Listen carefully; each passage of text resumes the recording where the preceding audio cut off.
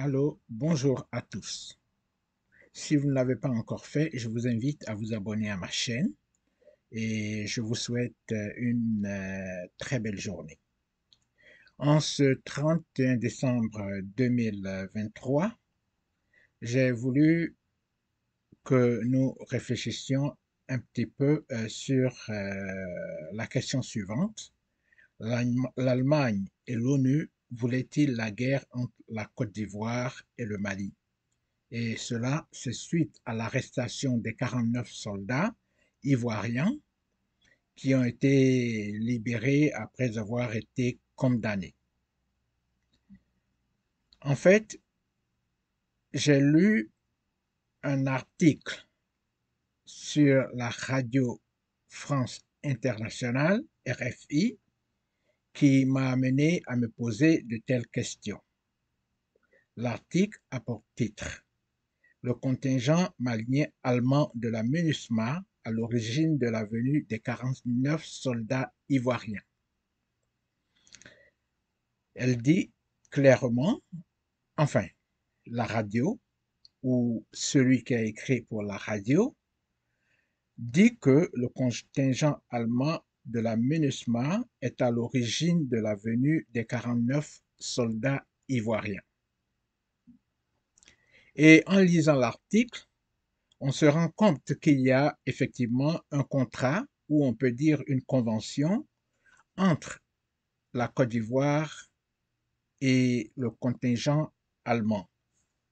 C'est un contrat nommé MOU, M-O-U, ce qui signifie Memorandum of Understanding entre la Côte d'Ivoire et les Nations Unies. Donc,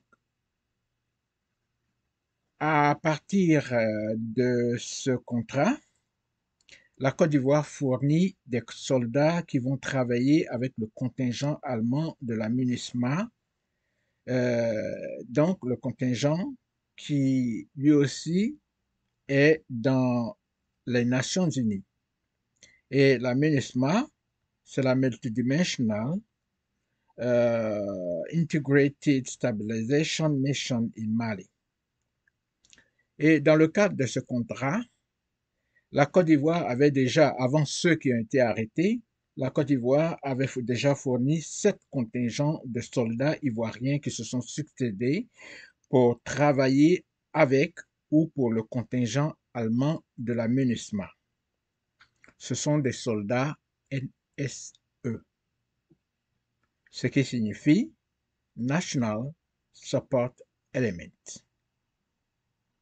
Donc, avant le contingent de 49 soldats ivoiriens arrêtés par le Mali, les autres 7 contingents ont été célébrés et décorés par le commandement de la force onusienne lui-même. Donc, vous pouvez comprendre que ces soldats travaillaient avec le contingent allemand dans le cadre des activités des Nations Unies au Mali. Quand le 8e contingent des 49 soldats arrive et est arrêté au Mali, premièrement, la mission onusienne les reconnaît. Ils sont venus pour travailler avec le contingent allemand de la MINUSMA au Mali. Mais les choses ne vont pas se poursuivre comme la mission a reconnu.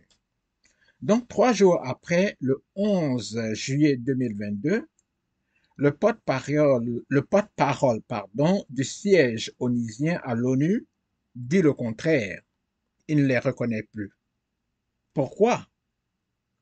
Les autorités des soldats allemands aussi se taisent, donc ne les reconnaissent plus. Je me pose encore la question, pourquoi? Est-ce à cause des irrégularités administratives?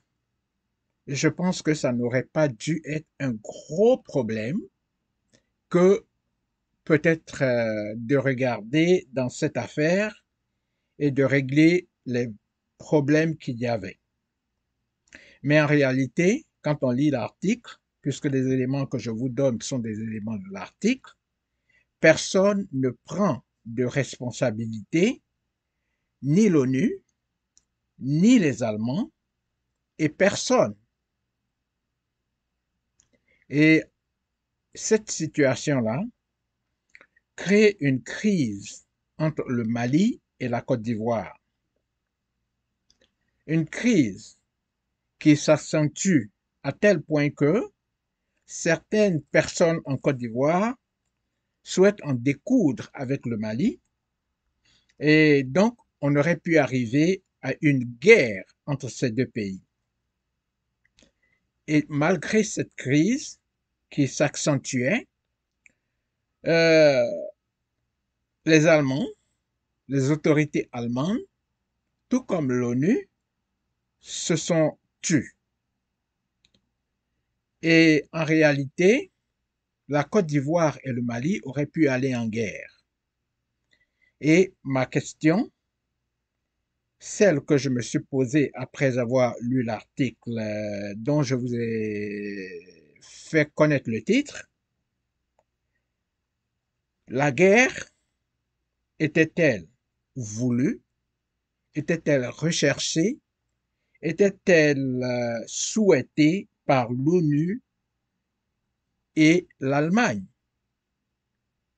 Est-ce que la guerre entre le Mali et la Côte d'Ivoire faisait leur affaire? Bon, je ne veux pas répondre directement, je veux qu'on essaie de comprendre. D'abord, parlant de l'ONU, c'est l'instrument pour le maintien de l'ordre mondial tel que cet ordre mondial a été dessiné par l'Europe depuis qu'elle était empire, si tu veux, romaine. L'Allemagne, c'est un pays de l'Europe qui profite ou à qui profite l'ordre mondial tel qu'il est aujourd'hui.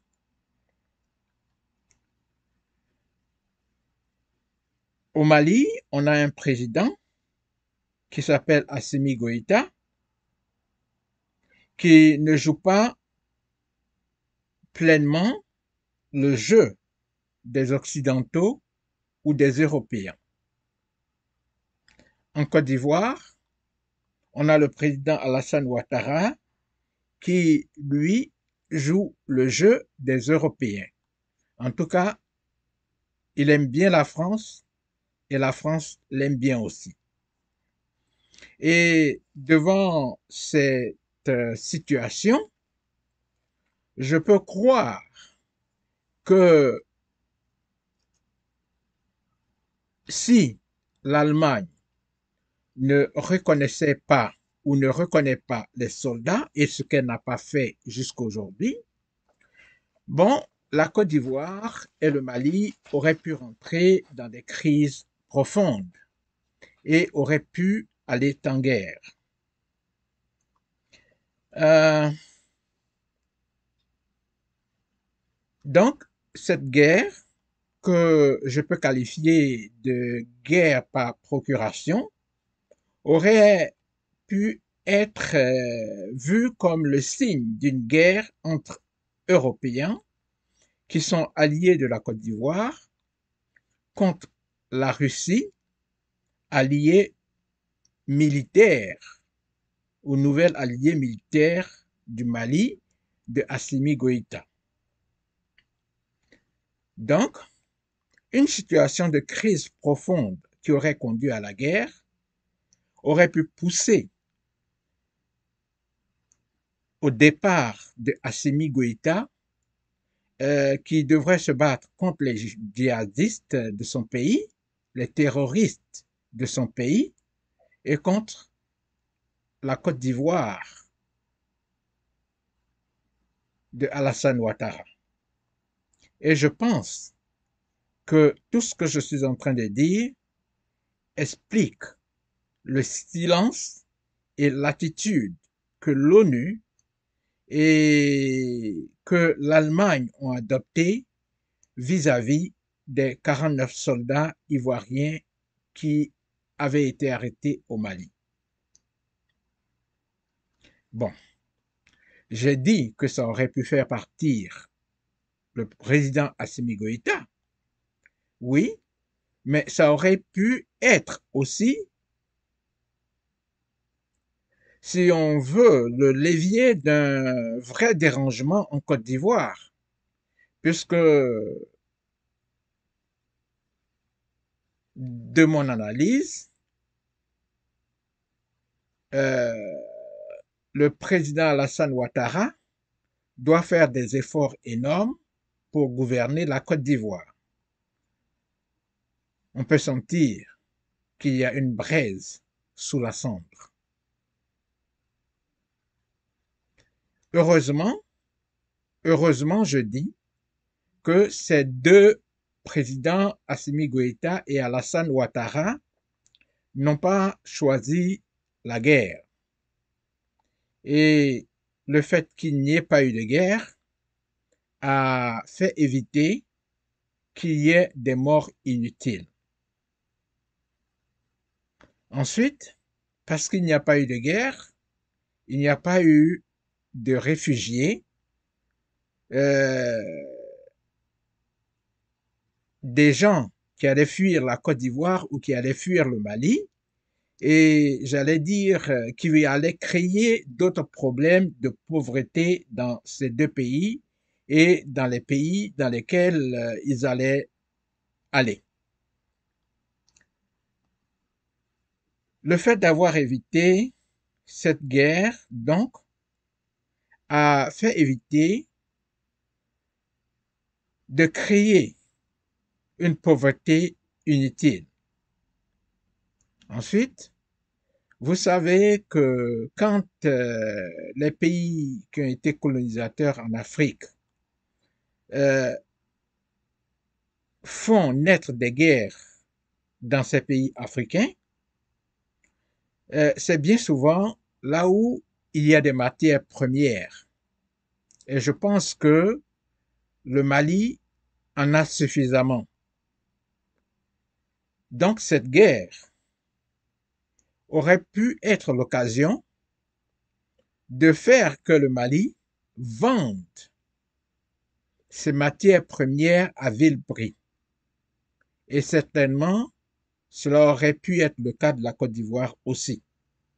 Heureusement que cette guerre a été évitée et que ces deux pays ont réglé leurs problèmes de façon à ce que la paix revienne. Je vous souhaite une belle journée et si vous n'êtes pas abonné à ma chaîne, je vous invite à vous abonner pour d'autres entretiens comme celui-ci et je vous souhaite une fois de plus une très belle journée.